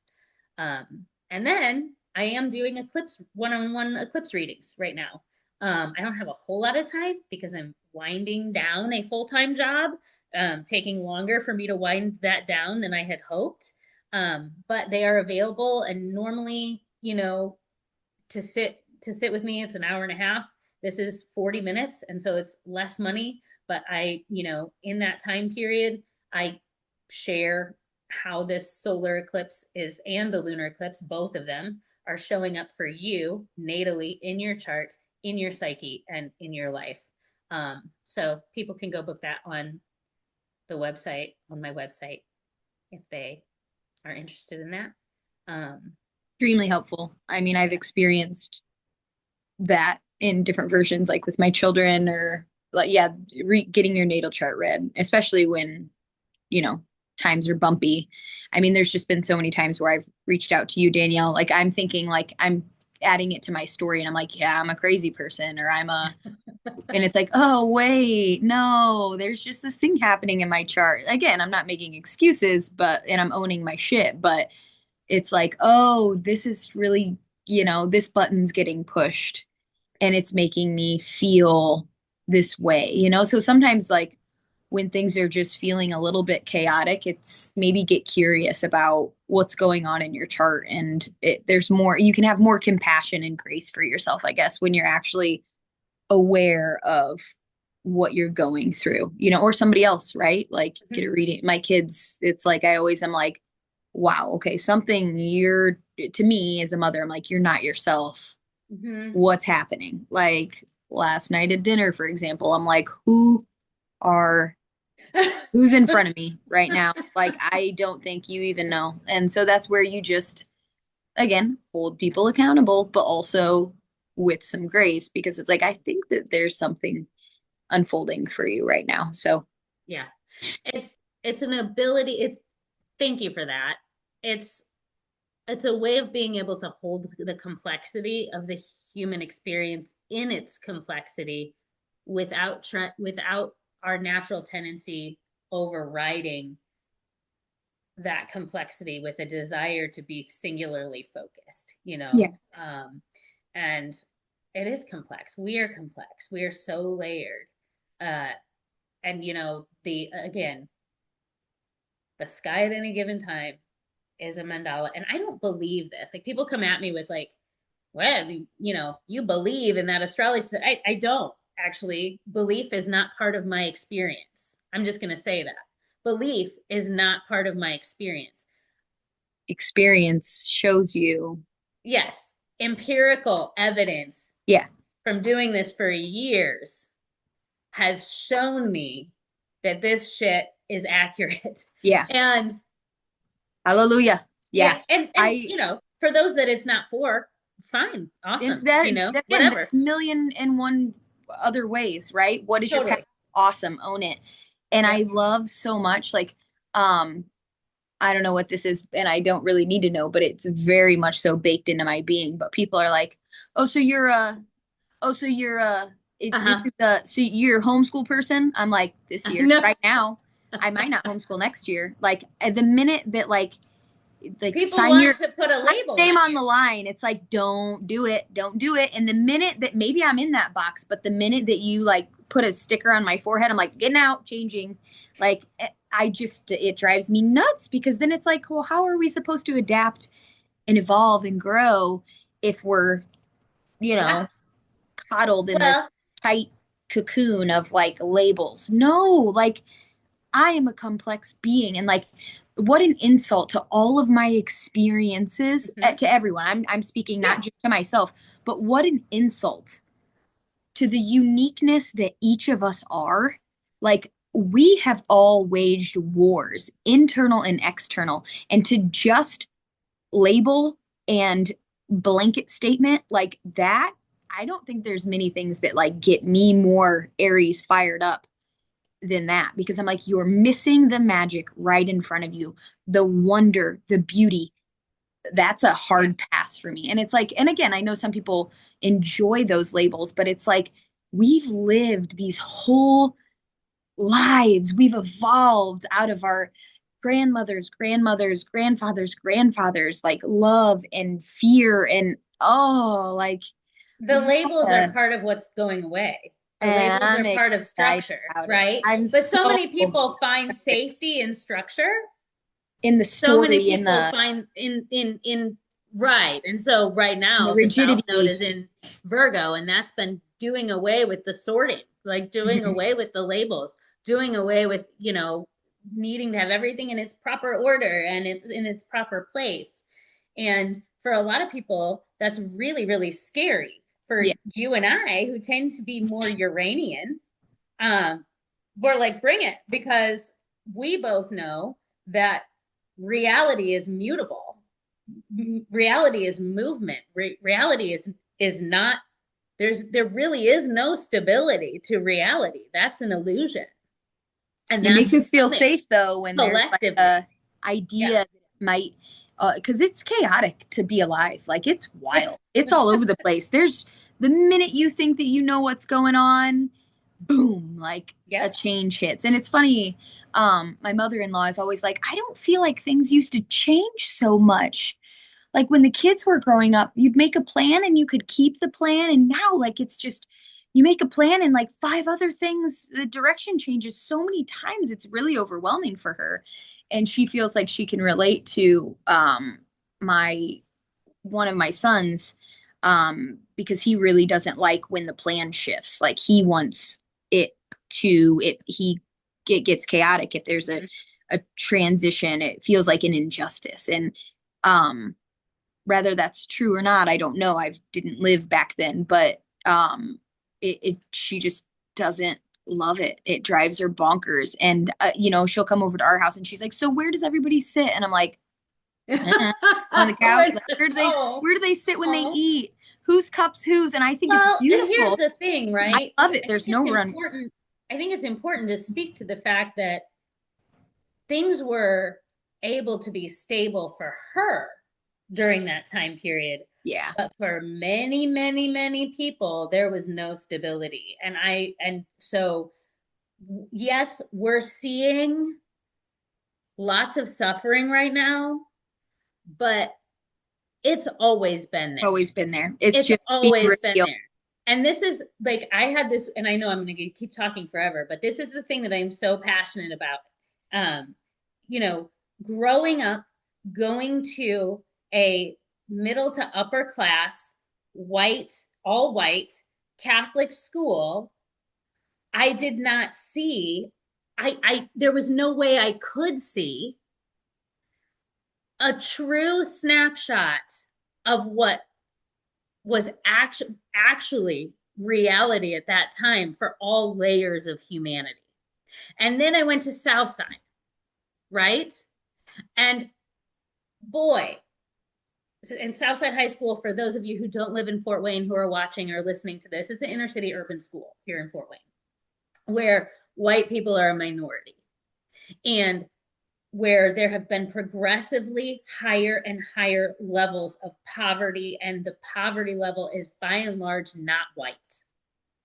And you get exposed to the what actually is happening on the level of the psyche and in the body of humans who are living in the conditions of poverty, that do not, you cannot, again, you cannot, I can't understand how those shifts feel or how they change your ability to do this, that, and the other, because I haven't lived it. I haven't experienced it. I can pathologize it, which is all staying at the level of the intellect, but that's not understanding and it's not wisdom.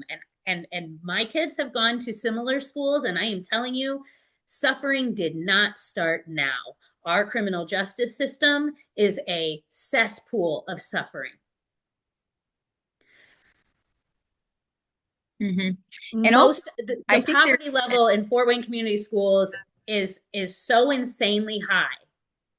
Mhm. Um, it's we're all having to look at it every day now. That Yeah. is the difference. And I think that And I even say back good. then, I'm finding that there are people, similar to me, um, fellow privileged, more privileged white people who literally navigated that same school because I went to Northside, a similar school as Southside, and there are people, much like me, that didn't see it. They just saw Mm-hmm. themselves, and they didn't.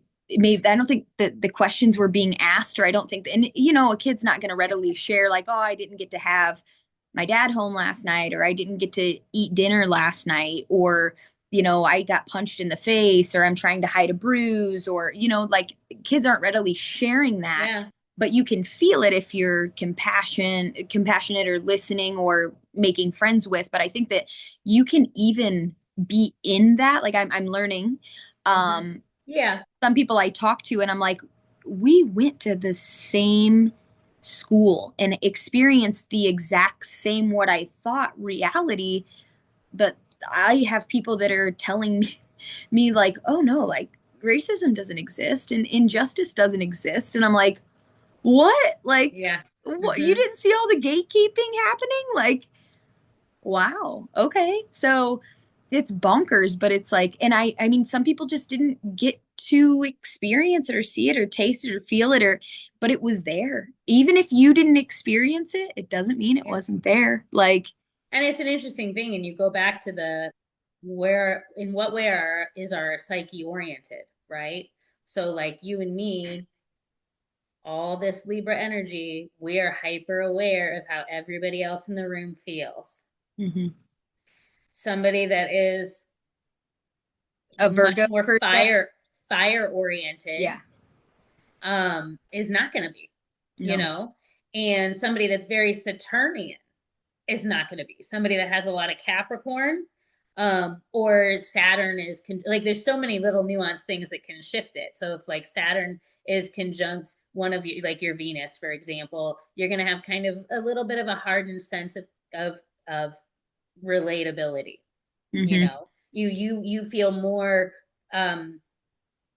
Your value system is more along the lines of structure than it is compassion.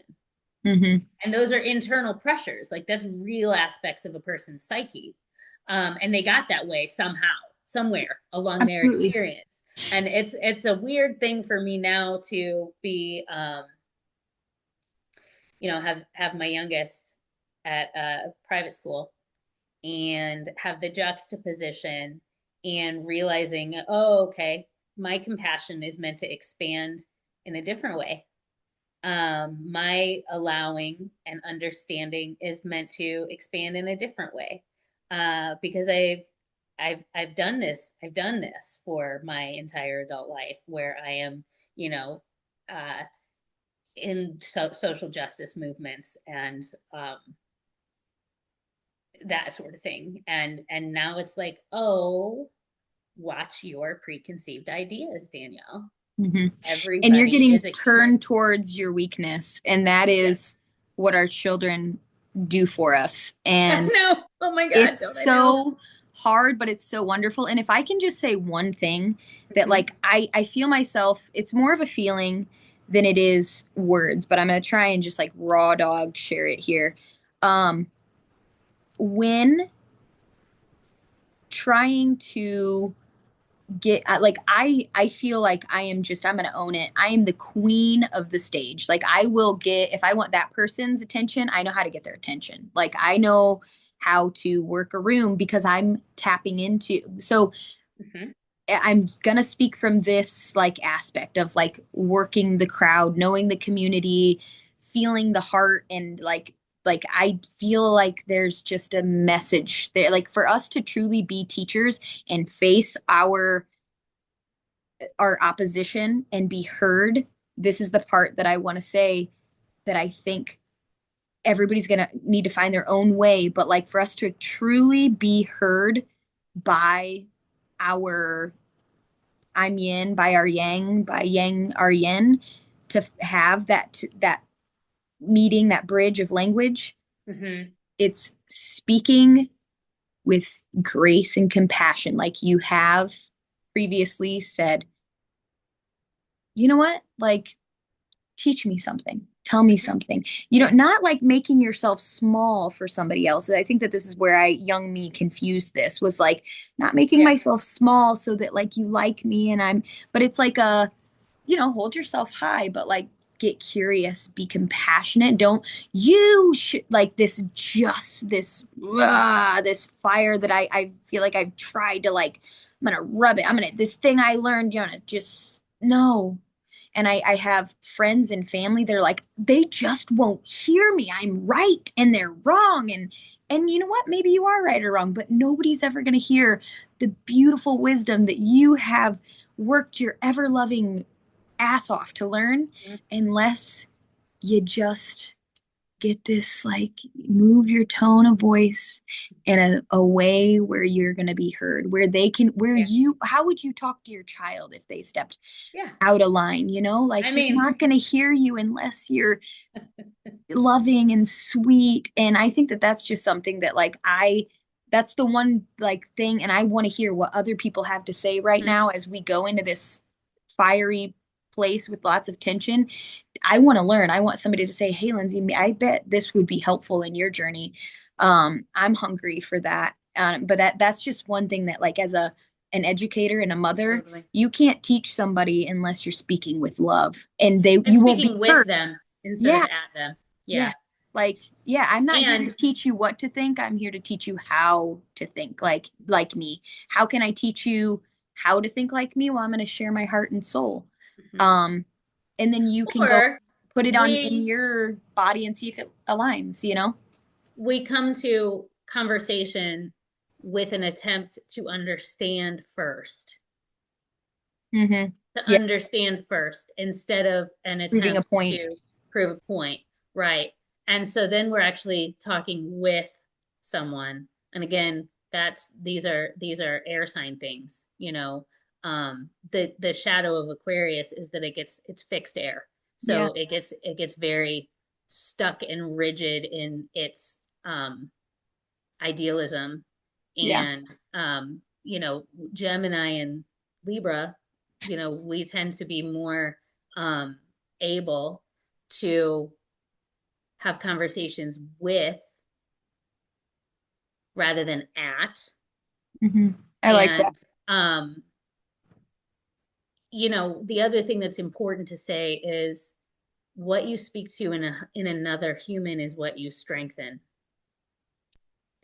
So if Mm-hmm. you are speaking to something you think is incorrect in another person, you are strengthening that. Yeah.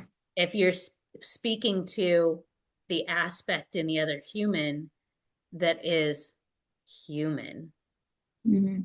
right? And this makes me think of K2, right? We're all human. We are the human race.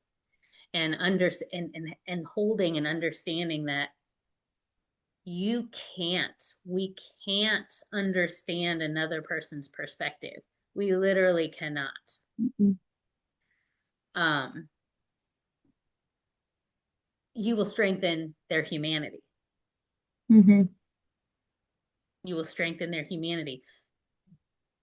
The point is connection, and that's where the magic happens, and that's a Scorpio thing. It's where our subconscious meets the subconscious of another human, and you can't go into it with any preconceived ideas of how you both humans have to be vulnerable. Both humans have to show up and express things that are uncomfortable from a vulnerable space, not an aggressive space. And only when you have it's the alchemy sign. It's literally the alchemy sign. And we're going to be contending with this big time the end of this year because we've got a double retrograde happening there. But something new comes through that you either one of you could not have seen ahead of that conversation. And so that it requires humility and bravery, right?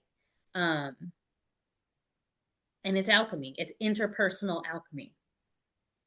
You won't be able to do it if you're all in fire. Mm-hmm. And so that's my warning about all this Aries energy and Leo energy. Mm. Mm-hmm. you know, Together we've got this. yeah, together we've got this. Mm-hmm. Yeah, and stick with your local community. I mean, local community is where it's at. Be careful how much you are feeding the internet machine. It is a machine too. Mm-hmm. There's no heart and soul readily available to like pull you back into the, you know, humanity of things, the warmth. It's all mind. It's all mind. It's all like intellectual mind, right? There's no sensory experience there. It's not, I can't feel you through the internet. I can't feel your energy through the internet. Um, And that gets dangerous. I mean, mhm. and I think that it's hard enough. So, like I said, some people you can be in the exact same room and not see it. What happens when we go to the internet? We really don't see it. It's And like nobody gets. that's I my new favorite word is sondering. Thank you, I don't know Darcy. that word. Sondering. So I've been doing it my whole life, and my friend gave me the actual word. It's like when you're just sitting and looking at a crowd of people, and you're looking at in each of them as if they were your child or your lover or your favorite person, and you're just like, that's somebody's son, that's somebody's best friend. That person, if they were extrapolated from this crowd, would break thousands of hearts. You're Hmm. just like letting yourself feel, and then you're going in and out, right? You're like that, you just hang out with like individual bodies, and then you pull out and you just feel the Hmm. bigness of like, and this is what I want for my friends. I'm like, I want somebody to love you so much bigger than I am capable of. Because I sit and I watch my friends from across the room and I'm like, look at her go. Look at her go. I Look at love him that. go. I love you. And then I'm like, I want so bad for each of them. I want a rival. I want another set of eyes that like I can't even compare. Like when I look across the room and I see somebody loving someone that I love, I'm like, oh, yes, I lose. I want to lose. Like, but it's like, challenge my heart. You look at Yeah. them from across the room. Like, I want to like both just be staring at this person with a pain. I want to be sondering together. I want to like sonder challenge someone and I want to Yeah. lose big time every time with these wonderful beings in my life. So sondering. And that is a beautiful example of using intellect intentionally to Mm-hmm. expand the heart, Mm-hmm. just to expand that vibratory field of heart energy. To look at everybody like they're your baby, like they're your child. Yeah, I The love way it. that their mother may have looked at them, like, oh, it breaks your heart. Nobody is an enemy in that. Like, Yeah. how can you sonder someone and then be like, I want to punch you in the face or hurt your feelings? You can't. Like, you're Yeah, like, and that's why oh, it's so hard to watch what's happening right now, oh yeah. right? Because Yeah. It's like, every give me your single hand. human is a world in of itself.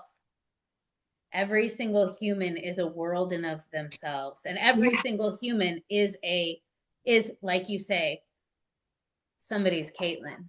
Yeah. And the magnitude of this suffering is absolutely overwhelming. Yeah. And it's not new. And now people are waking up. Yeah. And And that's it's okay. We were born to wake up. We were born to wake up. We were born for truly, generations. For yeah, generations, we have been sculpted to be the ones that wake up, to be hmm, born in the awakening era. I know. Like, How exciting. am a warrior. And everybody here, we are all warriors. Like, we were chosen to be the ones birthed now. Now. So what do you bring into the table? What do you got? Hmm. Let's go. Let's put it, and if you need a pause, like you got a baby, if you can't like you show up and Well, and that's part of the showing up, let right? your revolution be the nap. Let your revolution be the planting of seeds. Because I remember feeling like you and Morrison were like super into all, like when I was having my babies, you guys were doing all the things. And I'm like, oh, I need to get signs in my yard. And no, no, no, no, no.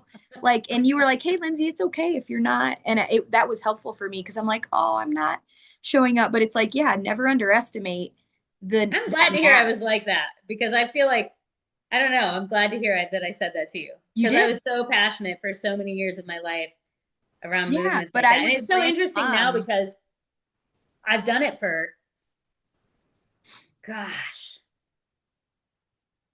Well, almost Morrison 20 was like, years.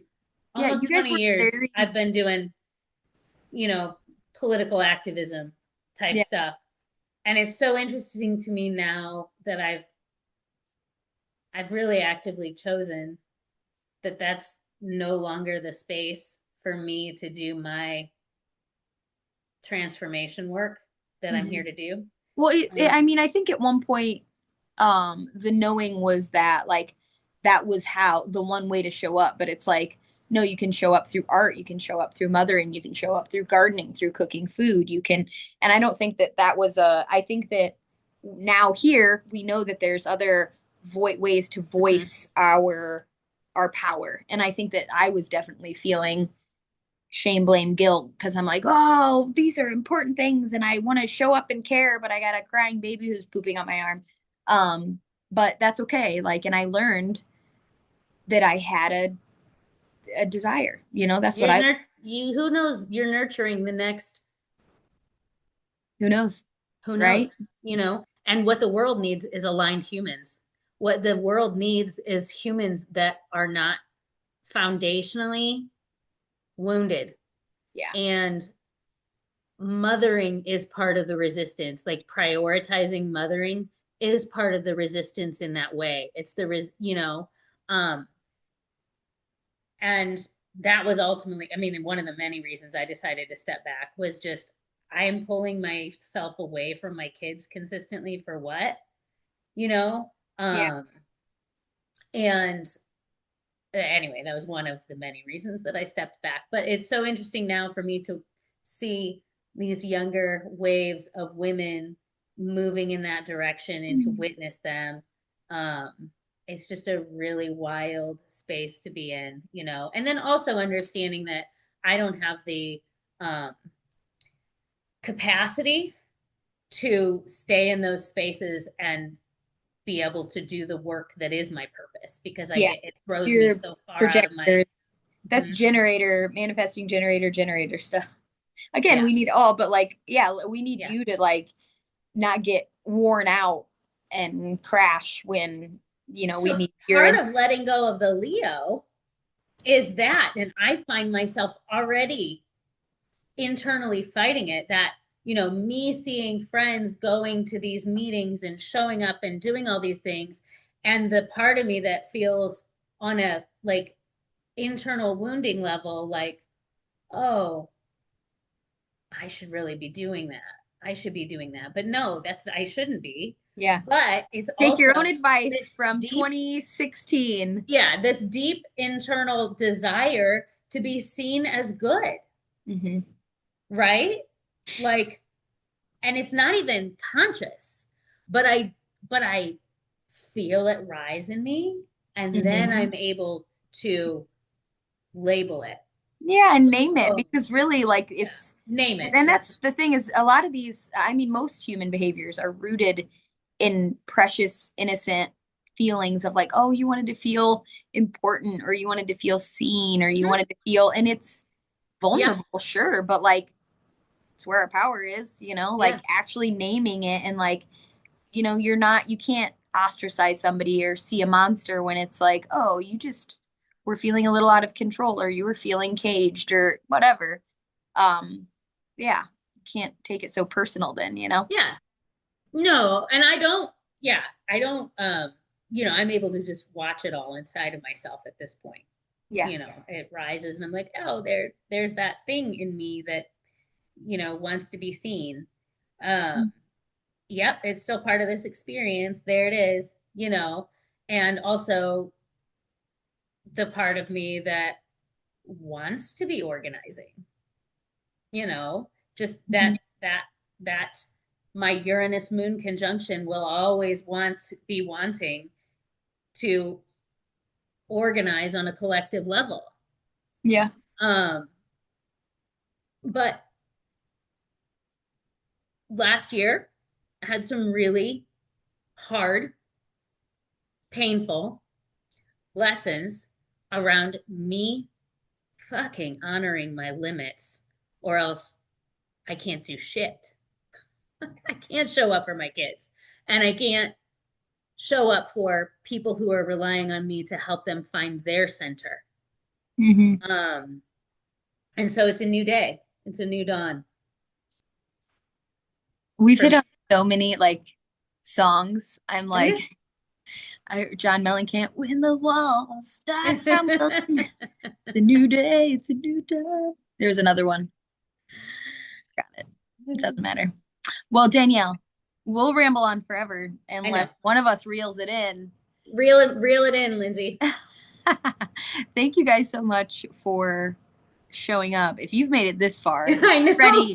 you're ready to mess stuff up. You're just like you're going to the source. I enjoyed myself. This was wonderful and I can't believe my dogs and kids were so quiet. Was And meant to be. also, yeah, yeah, I mean, I hope that we all can find our way. And like I said, like I am here.